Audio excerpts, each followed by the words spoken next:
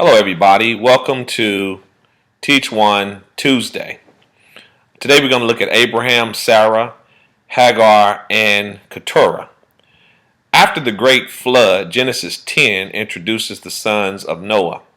This serves to explain the spread of nations or of peoples. Of course, Noah had three sons: Japheth, the father of the European peoples; Ham, the father of the African peoples; and then Shem, the father of the Semitic peoples. Anyone who is a descendant from Shem is considered a Semite or Semitic. Early historians classified Semitic people as Asian. The ancient Semites, the Asians, were closely associated with the Hamites, the Africans. They were associated closely in language, religious beliefs, and appearance. Scholars suggest the language of the ancient Semites was a variation of the Hamitic tongue derived from the Sumerian language, which is the oldest written language known to man. Like Hamitic people, the Semites worshiped fertility and sun gods. Both peoples were dark-skinned, thick-lipped, and broad. They had broad noses and kinky or curly black hair.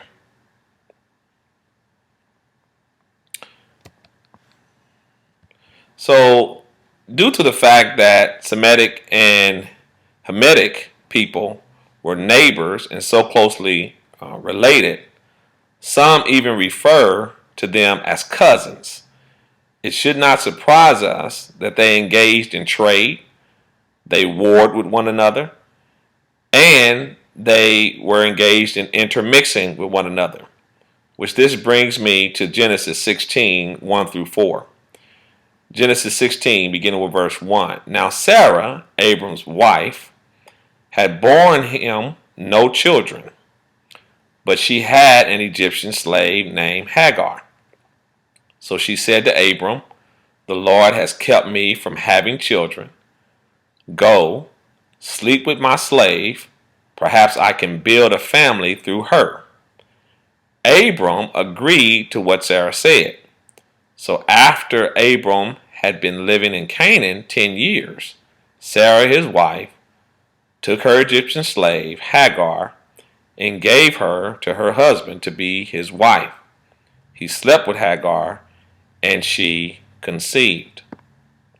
So let's take note of a few things here as it relates to this passage.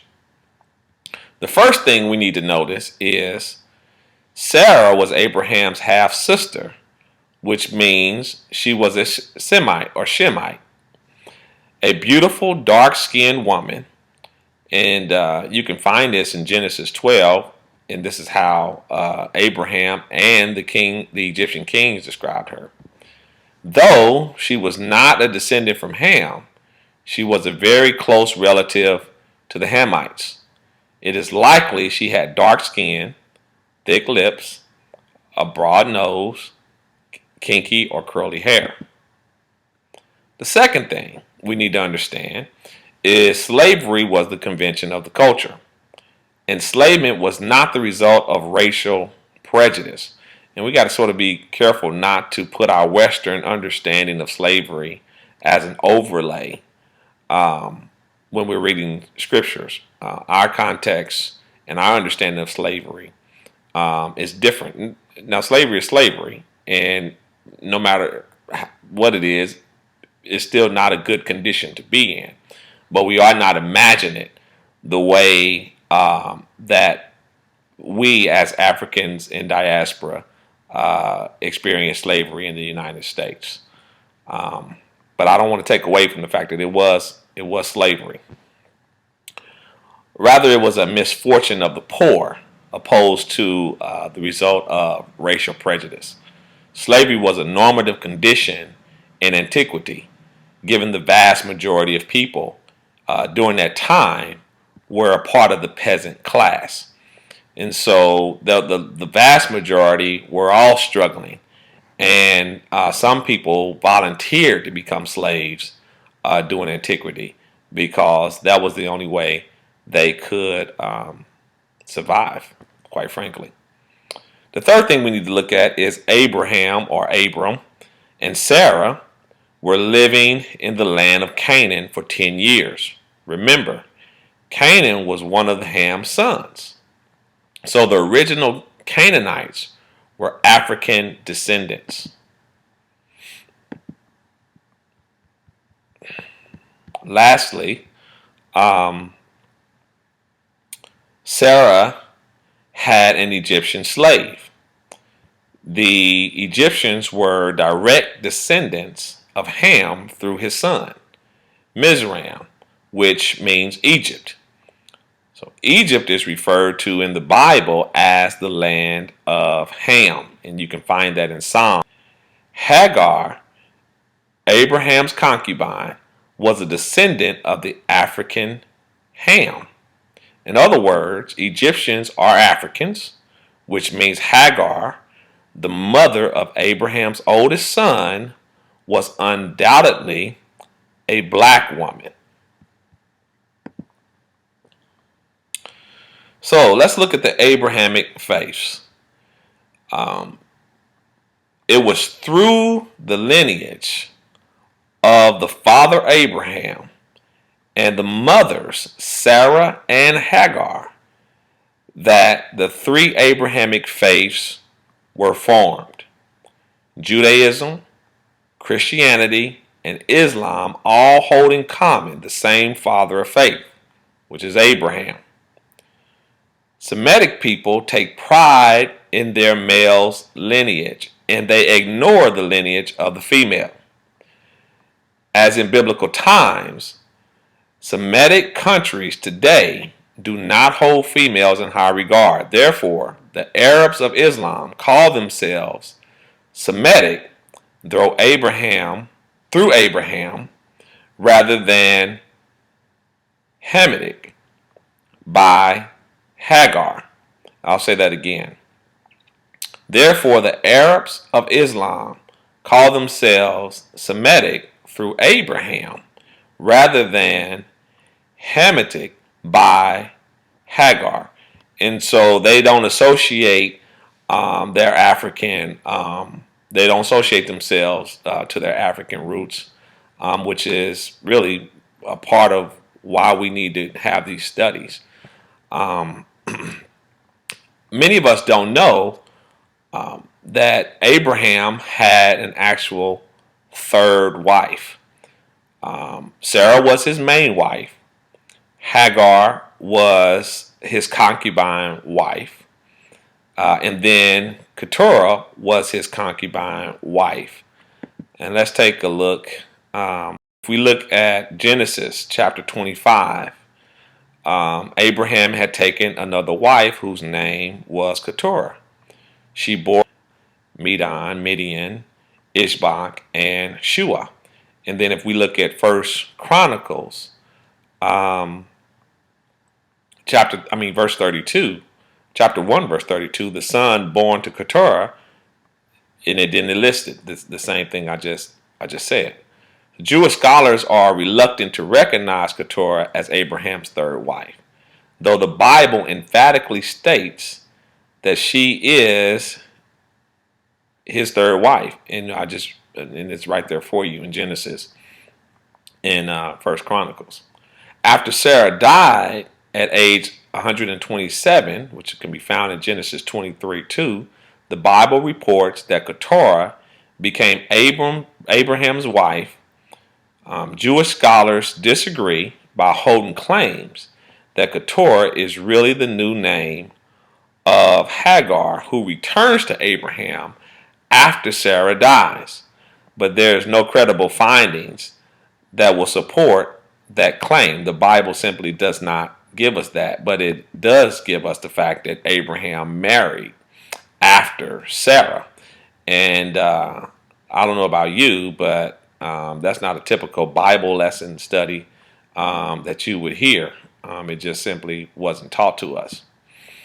The origin of Abraham's third wife, Keturah, is not disclosed in the biblical record, although many other sources allege. However, much evidence in Scripture leads us to believe that Keturah was indeed a descendant of Ham through one of his sons, someone other than that of Canaan. It's highly unlikely that Abraham would marry a Canaanite, though, because he gave strict instructions to his son, primarily Isaac, and that was not to wed any of the daughters of the Canaanites. And you find that in Genesis 23, Genesis 24. Verse, one must remember that Abraham did not mind mixing his seed with a descendant of Ham. And that's quite obvious because Hagar was a Hamite. He was very old when he married Keturah, and his relationship with her was not likely the result of romance, but out of necessity for his need of companionship. Keturah, in Abraham's view, would have been a concubine caretaker. Nonetheless, she's a part of the legacy that made Abraham the father of many nations.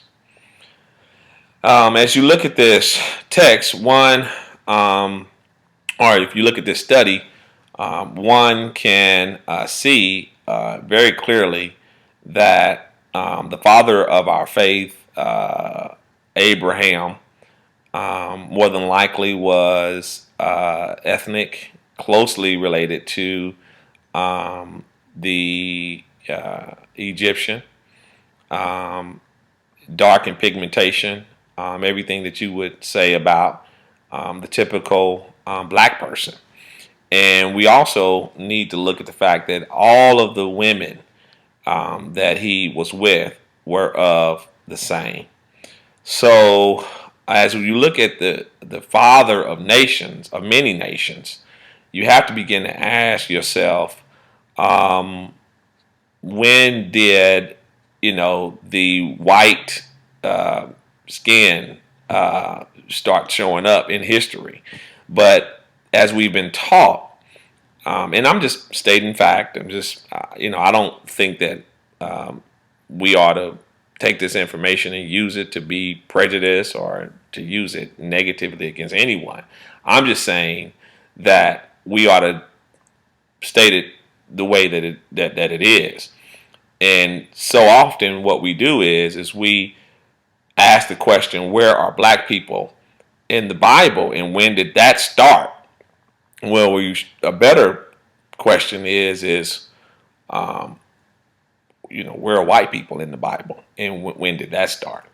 And it does have an origin. I want to say that the Bible is a representation of all peoples, though it comes out of the Hebrew faith and the Hebrew tradition, and we get the Judeo-Christian tradition from it as well. But that no way means that all ethnicities are not represented somehow in some shape and form in the biblical witness. So let that be our lesson for Teach One Tuesday today. I look forward to hearing from you in our discussion. God bless.